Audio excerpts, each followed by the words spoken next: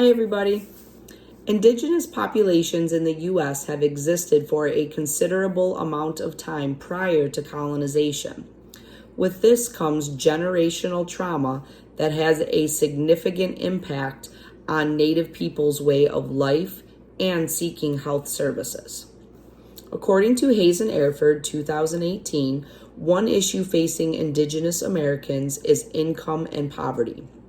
There is an earning gap between Indigenous and the entire U.S. $35,192 versus $50,502 for average income. There is also a poverty level of 30% compared to 16% of the total U.S. population.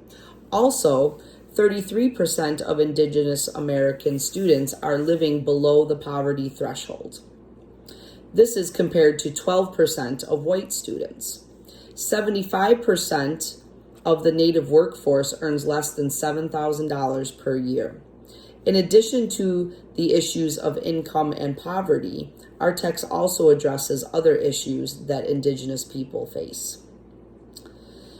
Arrest rates are 3 times those for African Americans, and alcoholism is double that of the general population. Fetal alcohol syndrome is 33% higher.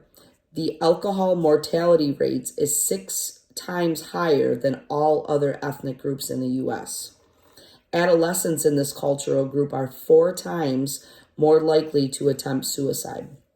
Mortality rates for behavioral health concerns, alcoholism, accidents, suicide, and homicides are greater than the U.S. statistically for any other ethnicity in the U.S. According to a study documented in Thomason 2012, the most recommended theoretical approach for this culture group is the phenomenological approach. I butchered that. This could be existential, Rogerian, client-centered, humanistic, and experiential. Also, the study pointed out that traditional counseling theory should be used and could also be mixed with traditional Native healing techniques when necessary. These theories work because they fall in line with what builds trust and rapport with Indigenous clients. A warm greeting with refreshments offered is good, along with intake paperwork kept to a minimum.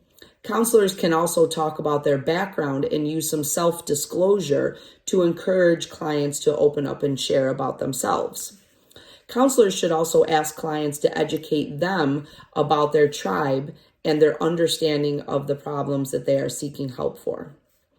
Counselors should seek to understand the client's tribal identification, acculturation type, and how their culture plays a role in their life. Counselors should listen respectfully, give plenty of time to respond, respect silence, be non-directive and clear with roles, and also allow the client to choose the content that they wish the session to address.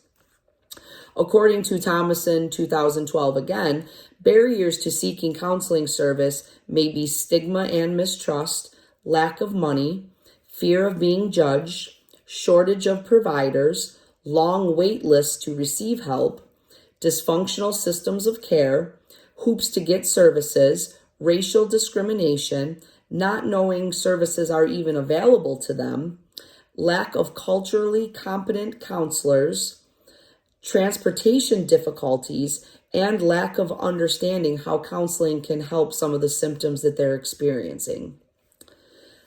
From the same source, Thomason 2012, these barriers can be mitigated by building relationships with the Native community, asking what is needed and how you can help, speaking with tribal elders, and just building general trust with the Indigenous community. Also, integrating mental health services into medical services can help to decrease the barriers. Many Indigenous people will seek help for physical issues that they're having, but they're not even aware that mental health services are available to them. Counseling centers can be more inviting with Native art and providing refreshments. Cultural practices such as talking circles can be incorporated. Finally, marketing should be done to increase awareness among Indigenous Americans that there are mental health services available to them and also how and where to access these services. Thank you.